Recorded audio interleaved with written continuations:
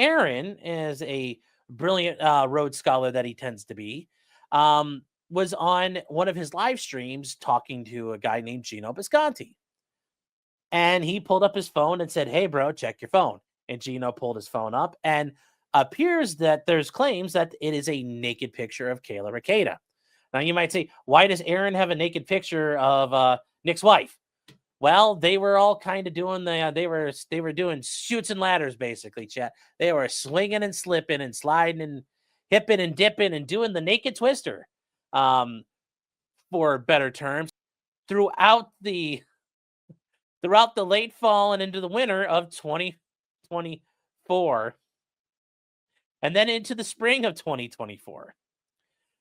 So that's what happened there. And then for Aaron got charged with for sending that picture of Kayla Ricada. He got charged with dissemination of hold on here. So he got charged with this, chat. He got charged with the non-consensual dissemination of private images.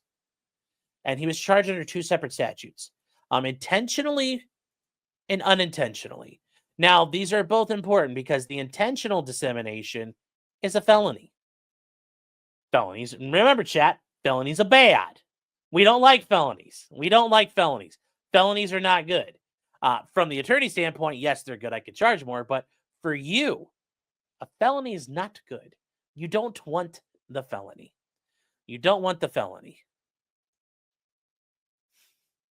But Aaron has the felony currently. He currently has the felony. Why did that zoom in that way?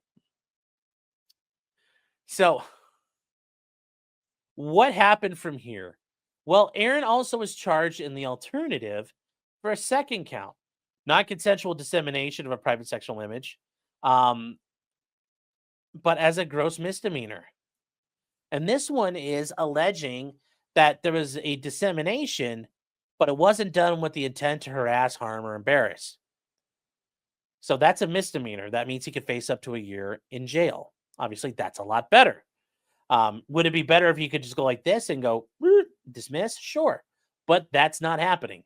Aaron is stuck with a felony and a misdemeanor.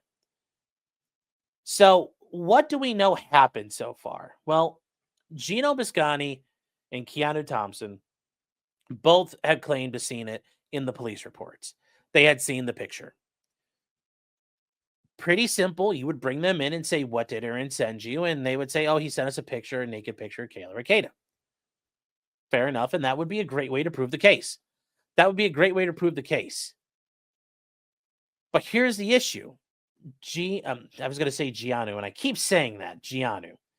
Geno and Keanu live in the New York City area. So for those of you who aren't paying attention, yes, that New York City, the Big Apple. They live there. I think they technically live in New Jersey, but for all intents and purposes, that's New York City for everybody else. They live in the New York metropolitan area. And even if I'm wrong, it's New Jersey. Who gives a shit? It's New Jersey, really. Just saying. Nobody's ever been like, my town in New Jersey is important. No, it's not. No one cares. So, anyway, they're in New Jersey. Well, typically, you only have subpoena power within your own state. So, for example, I can serve as an attorney, and I'm sure most states' attorneys could do this. Attorneys could serve subpoenas on people. And the power of that is throughout the state of Ohio. I can serve people anywhere in the state of Ohio. Process servers could do that too. But when you're doing somebody's out of state, well, the court's jurisdiction ends at the state line. It doesn't continue with the subpoena. So there are times, and it's frequent in civil cases, especially in lawsuits, where you have parties that are out of state, or maybe out of, not even necessarily in the state, but they're in a different federal district or a different federal circuit. They're all over the place. So states have interstate compacts that allow you to serve parties. And the way it typically works is you try to get a subpoena where you are, and you say, "Judge, we tried to serve them. They're not here. They're not available. We believe that they're in X county. Can we please have permission to go file this and do it?" And pursuant to the procedures laid out in the law, you then go take care of that subpoena, and you put it there, and you bring it there. You introduce it to the court there and say, "Your Honor, we come from the land of Minnesota. New Jersey judge, and we're asking you to enforce a subpoena on Geno Biscani and Keanu Thompson. And that's how the process works. This is a process also for criminal cases. Now, I will say I've never had to deal with this when I worked as a prosecutor. And I've worked in two areas. I worked in one area right on a state line, and my experience as a defense attorney on a different state border here in Ohio generally wasn't an issue. People showed up, they didn't show up, unless it was something serious like a murder. Nobody gave a shit. But for this case, we're learning Stearns County, Minnesota, where Aaron is currently charged, will go all out, as Ethan Ralph found out, and we all found out. They put a warrant out for Ethan Ralph for contempt nationwide, which is like bonkers, but they do it. They do it. And it was really, I think we all were surprised at that. But what did we see in the meantime? Well, in the meantime, the district attorney, the county attorney for Stearns County they filed documents. And these are documents pulled off of Aaron's case here. And this is an affidavit. It's an affidavit by one of the county attorneys. And this is an affidavit to compel the attendance of Geno Biscani as a witness. Eugene Thomas Biscani. That's obviously Geno. There you go. It's Eugene. As a witness in a criminal prosecution. And now the assistant prosecutor, Carrie Dolan, comes up and she swears as her own statements here that the state of Minnesota, by the adoption of Minnesota Statute 634.06, 2634.09, has made provisions by its laws for commanding persons within the state to attend and testify in criminal actions pending in other states. They also point out that the state of New York, because that's where apparently, I guess they lived there. I thought they lived in New Jersey, but I keep hearing that, but it says New York here, so I'm assuming that's correct. But the adoption, and if I said New Jersey earlier, still, nobody gives a shit. It's New York, too. By the adoption of McKinney's criminal procedure law 640.10, made provisions by its law for commanding persons within the state of New York to attend and testify criminal actions, which have commenced or are about to commence in the state of Minnesota. Now, this doesn't mean the law is meant for they do one for each state. It's to acknowledge out-of-state subpoenas will be honored, and that's how you honor them. So they're talking about, in this case, a jury trial, and it's the state of Minnesota versus Aaron Michael Imholt. And they say which case, and they talk about Aaron's charges. He's got 2 counts of non-consensual dissemination. I almost said non-consensual miscegenation. It's like, that's not correct. That's not correct.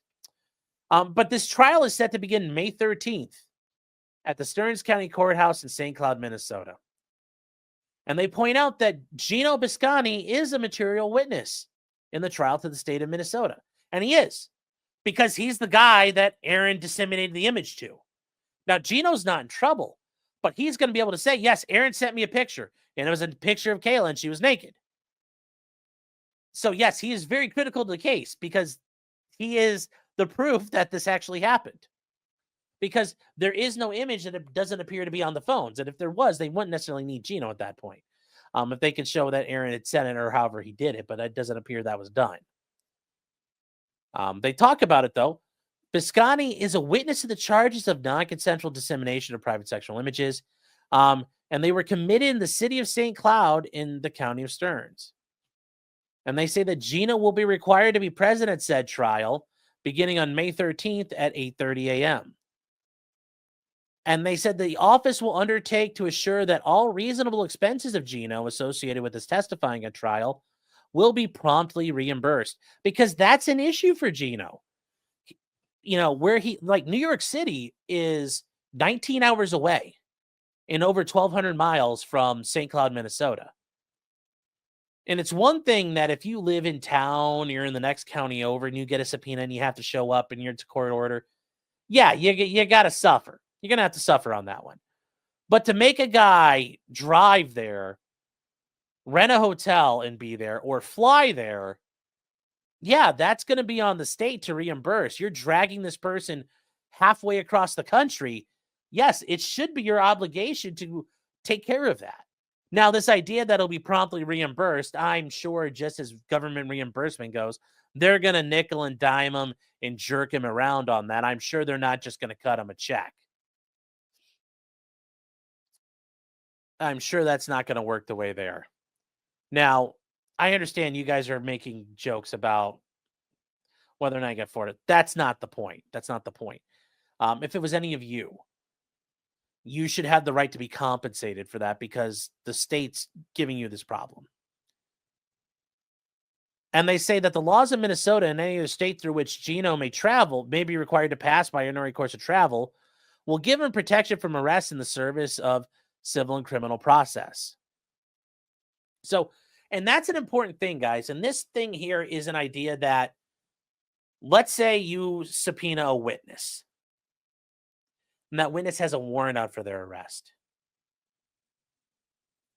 If they have a subpoena, they should not be arrested because they're responding to a court order.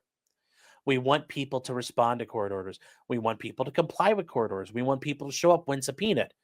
Well, if somebody has a warrant and you subpoena them, if they show up, they're going to get arrested. Very commonly, people will be subpoenaed and then they're not going to be arrested. They show up to court and they get to leave because we want people to show up. So that's why they talk about this. Because let's say Geno hypothetically had a warrant out of the state of Illinois. Now, Geno could avoid it by driving up across through New York into Pennsylvania, into Ohio, go up through Michigan and around. He could do that. Or he could drive south around Illinois. Or he could just take the chance and risk it and drive through Illinois. Or he could fly and hope there's not a forced landing or a forced divert at like O'Hare Airport. If any of that were to happen and he had a warrant, he could say, look, I'm under court order. I'm therefore, you guys can't arrest me. And that's how it should work. And this is the affidavit, and this is signed by the assistant attorney. So that is done.